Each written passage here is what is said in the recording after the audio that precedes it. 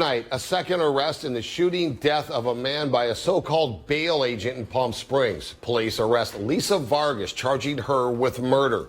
Vargas is the mother of Fabian Herrera, who has also been charged with murder in the shooting death of David Spann. Good evening. Thanks for joining us. I'm Gino Lamont. And I'm Sarah Sanchez. We've been tracking this case since it broke in April. Police say Vargas helped her son. Herrera was reportedly at Spann's Palm Springs home as a bail agent there to arrest Spann. Police say there was no warrant for Spann's arrest, and Herrera was not licensed to bring him in. Herrera has pleaded not guilty to the charges. His mother is scheduled to be arraigned tomorrow.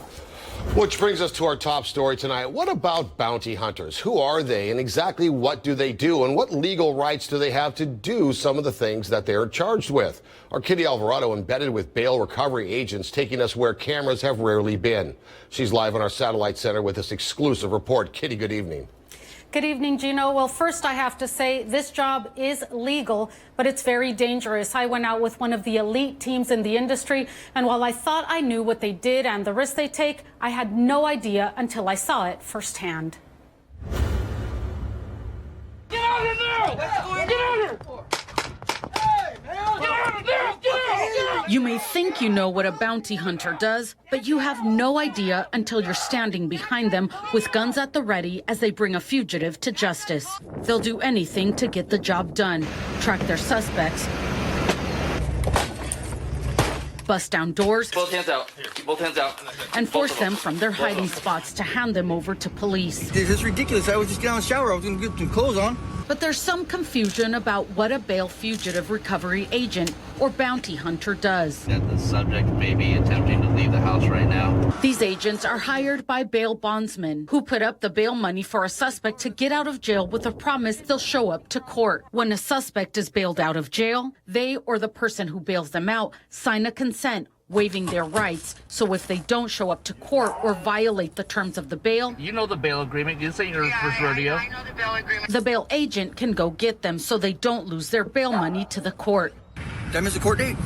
Obviously, I missed a court date. Bail agents hire recovery agents who do the job for a cut of the bail money. What they do is legal. We're not investigating crime. We're not police officers. The Constitution is in place to protect the people from the government. Well, we're not government actors. And Jesse Numes and his team, fugitive warrants, are among the best. They often work hand in hand with local police, U.S. Marshals, and Homeland Security. Homeland Security was also looking for them. When they meet the morning of an operation, they set up a game plan. He's got 5 warrants, both out of L.A.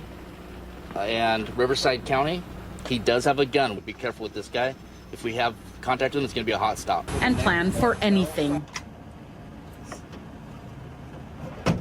So he'll be our medical guy for any injuries, and somebody else will drive while he's rendering aid during transport. There's no sugarcoating it. What they do is dangerous. In March, Jesse and his partner were ambushed by a man wanted by the U.S. Marshals in San Diego. He struck my partner twice, putting him down, and then struck my car twice. I was able to get cover. There was a tremendous amount of blood, and the scariest night in recovery that I've had. His partner is still recovering, but it nearly cost him his life. But they don't think about it as they ride to their first mission. We're on our way.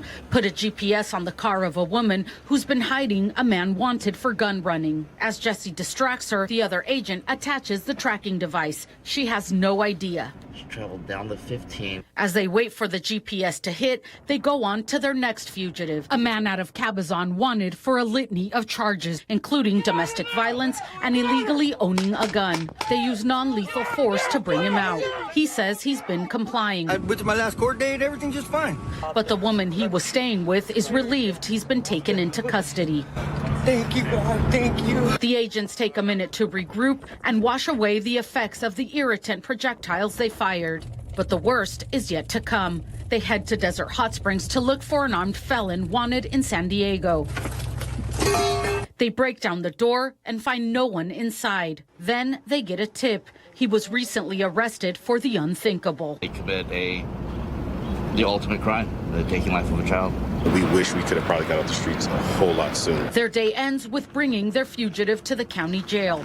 They're all safe and now can head home to their own families. Today's one of those daily reminders of how fortunate and how fragile life is. And the next day, the woman they tracked with a GPS system did lead them to their fugitive. They arrested him and brought him in. But the story is far from finished. Tomorrow, we'll look at the case we mentioned at the top of the broadcast involving a bail agent and a deadly shooting in Palm Springs. There could be implications for all in the profession. Live in the Satellite Center, Kitty Alvarado, back to you in the studio. All right, thank you, Kitty. Two local